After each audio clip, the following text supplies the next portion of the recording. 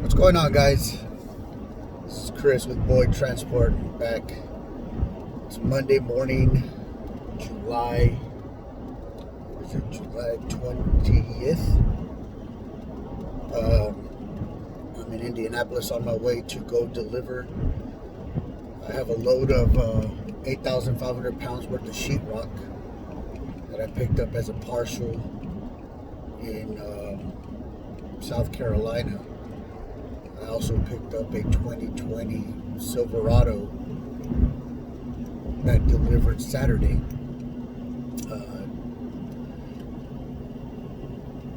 I left El Paso last Tuesday. Had to deadhead to Odessa. Had to pick up some mules, some John Deere UTVs. They went from Midland, Odessa area all the way to basically, what was it, North Carolina?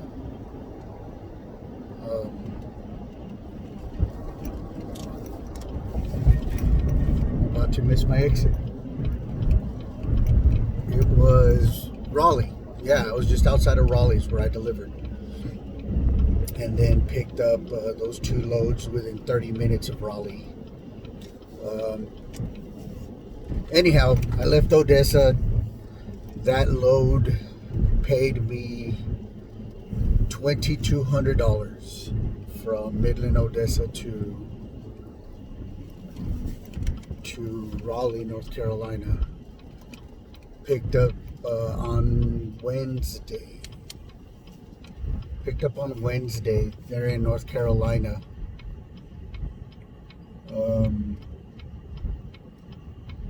The truck and the sheetrock. Was it Thursday? Actually, no. I picked it up on Friday.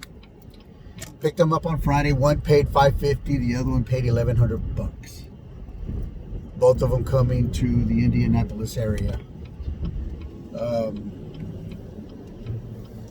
That was like $3 a mile. The one from Midland, Odessa to Raleigh, North Carolina, that paid, it wasn't much. It was like $1.50 a mile, $1.48 a mile, somewhere around there. You know, I'm not out here to get rich. You know, fortunately, I'm debt free, other than my truck and trailer. But apart from that, you know, I don't require a whole lot. I'm not out here being greedy, but I'm also not going to do it for free. So my basic must-have is around $1.45 to $1.55 a mile. That's where I'm making money, no matter what. You know, about 40% of that will be in fuel usually, and the rest of it will be profit. Well, I say fuel and truck payment, because my truck payment's only $800. My trailer payment's only $400, but it's decked out. I bought it with everything on it, other than air ride, because I don't like air ride, and I don't like the way it feels. Just not a fan of it. And they don't pay much more for an air ride trailer anyways. There ain't enough loads out there that require air ride trailers, so why spend the money if you don't need to? That's the way I look at it. I pay about $1,300 a month on insurance for all 48 states, so it's unlimited miles. So yeah, I mean, I don't require a whole lot. So anyhow, I'm here in Indianapolis now. God, these roads are horrible. When I say horrible, I mean horrible. I bought this this gadget that goes on your fifth wheel. I mean, not fifth wheel, but your gooseneck. It's called the Shocker. I don't know if any of you have heard of it or even use it. but it's supposed to help with the bouncing, the jerking of the trailer going back forward, back and forth, back and forth.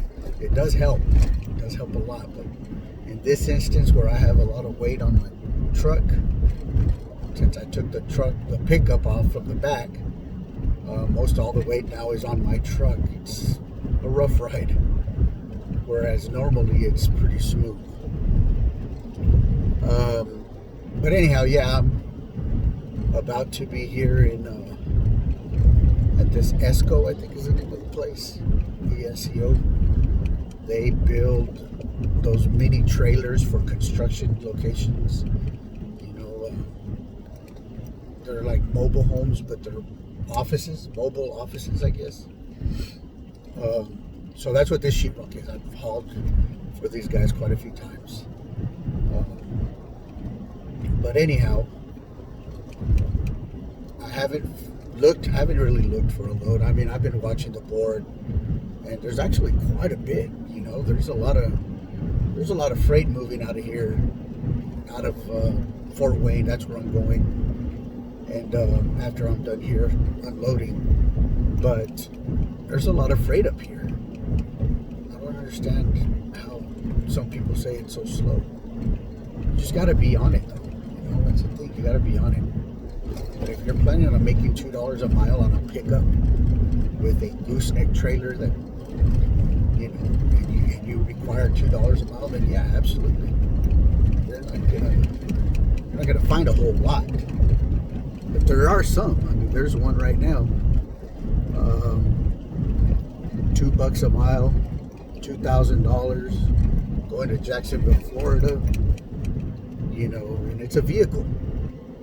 Believe it or not, it's a vehicle. So yeah, there are loads. There are plenty of loads out here, and there's a lot of partials that you can partial up and end up with $2.50 and $3 a mile without a problem. I mean, I just don't get it. I don't understand how so many truck drivers out there or hot shotters are saying that there's no freight or there's no money. Yeah, it's not like it was 2 years ago. I mean, 3 years ago. 2018 was a great year. 2017 was pretty good. But under the circumstances, I mean, dadgum, you can't really complain. And if you're in an area like me, being from El Paso, you got to leave. You got to get out of that area. You're never going to find anything that pays anything because there's too many locals there, and locals that'll do it for nothing. But get out of there, get out of that area, and get out of the bad areas. Come up here, the East Coast, and there's a lot more freight. There's a lot more stuff being moved around, and they're paying a little more. So, it's up to you. If you want to be a truck driver, this is the way I look at it. Either you're a truck driver or you're not. If you want to be a truck driver and make money, you got to get away from home. You got to stay away. Unless you just get a good lick, and somebody gives you a good deal where you can stay home every day and just do a dedicated haul back and forth. There are some of those out there. But there's not a lot. So, if you're lucky enough to catch one, then to God be all the glory. It's great. But as far as the norm, what's normal, I guess you could say, is you got to get out of town.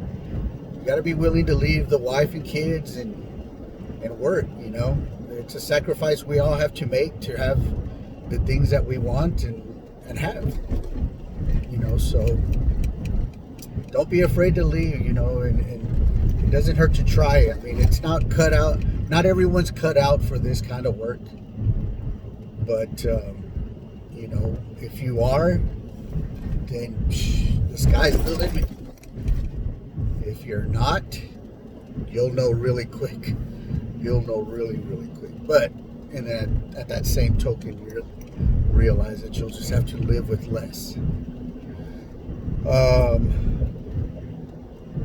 As far as hot shotting, getting started, the way I got started was, well, I had my own company for many years, and so I had my own authority. And but again, I was hauling my own product. When I moved back to El Paso after my divorce, I thought I would just, take it easy. I took on a little job with some old friends. An old friend of my dad's supervised there for almost a year. But it was the same line of business that I was in, and I have my set of ways of how to do things in that line of business, and they have their ways, ways of doing things, and it's hard to go from working for yourself to working for someone else. And I think it was a combination of the two things, that I wasn't used to working for somebody else anymore, and I had my ways of doing my business. So I parted ways and worked a little bit here and there, and worked for the city for a while, about a year and a half. It was basically kind of my retirement time, and it wasn't what I hoped it would be. It didn't work out the way I thought it was going to work out. I thought I was going to be able to handle being at home. I thought I was going to be able to handle just making so much and being okay with it, and I can't. And, one of my things is I like to travel. I love to travel. I like to go on vacations, and I don't like to limit myself if I don't have to. Not that I go and I spend thousands and thousands of dollars, but if I want to buy me something, I want to be able to just go buy it. And in order to do that, well, you got to go out and do it. You got to work your butt off. It doesn't come easy, and as we all know, money doesn't grow on trees. Made out of trees, but not grown on trees. So that lasted about 5 years, and I had to get back at it. And got back into it, got my new company name, authority, everything. And never done hot shot, never hauled somebody else's product, so I was new at it. I was very new at it. I asked a lot of questions. One of my buddies, he's in hot shot, so he kind of was the one that steered me in the direction of it. And tried it out, and I liked it. It put me back on the road. It put me back in control. So I was able to, I'm about to turn in. I was able to, go back to my old self again. It was nice. It was really nice to be able to go back and, make my own hours and make my own money, set my goals again, and get to it. So anyhow, I'm glad I did, because this is exactly what I wanted to do, is just get back to work and get back to making a little bit of money. And have control of my life again. The life of uncertainty, the life of not knowing how things are going to get paid, and it's not for me anymore. It's hard to go backwards. It's very hard to go backwards, and I know so many people right now are going backwards because of the pandemic and everything that is going on right now, the layoffs and the shutdowns. It's ridiculous. Us truck drivers, even though I think I don't think that we're recognized enough, especially from the broker end of it. You know, we're the ones moving product around even in the midst of all this, and you know, in reality, we're risking our health. You know, going to these shippers and receivers, truck stops. You know, we don't stop. You know, we don't stop because product doesn't stop. But you know, we unfortunately are at the hand of the broker. You know, they call the shots. My argument on that is the shipper is gonna pay to move. And if the broker would just require the shipper to pay what is right, then everything's good. We can all continue to make a decent living as far as transporters go. You know, but now with the pandemic and knowing that there's drivers just hungry, starving, you know, those drivers that move, you know, certain products that aren't selling right now, whether they're manufactured products, whether they're, you know, refrigerated products, there's not a whole lot of work. So there's a lot of drivers out there, and you know, these brokers, instead of saying, you know what, I mean, we got to keep paying them, you know, at least whenever they do get a load, they'll get paid right. And instead, they're looking at it the other way. You know what? I know I can get this load moved. I know there's plenty of drivers out there. There's plenty of them that'll take whatever. So I'll tell you what, shipper, I'll do it for 30% less than normal, and I'll still move it for you, and I'll still get it there when you need it. You know, and they're still making their 300, 400, and some I've seen make, you know, up to 50% of what they're charging. It's like, my God, you know, really? It's sad. It's sad that you can't depend on the brokers. And don't get me wrong, it's not all brokers. There's some brokers, and I could name a few that I work with, that take care of me and take care of everyone. They haven't changed the rates. They've required their shippers to stay on the same track, you know, because we all need the help. You know, we all need the help, especially there's not as much freight. Like I said, you know, it's slowed down. I'm still making money. We're all still making a little bit of money, but nothing like we were in 2018. So we need the work, and it'd be nice if we had brokers that would see that and understand that.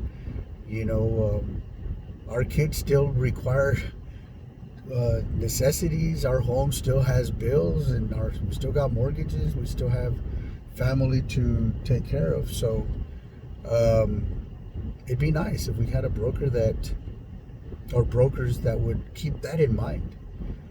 You know, don't let the shipper take control, you know, and don't go and try to, you know, undercut us just so you can get the job, you know, or the load. I mean, it sucks, man. It really, really sucks.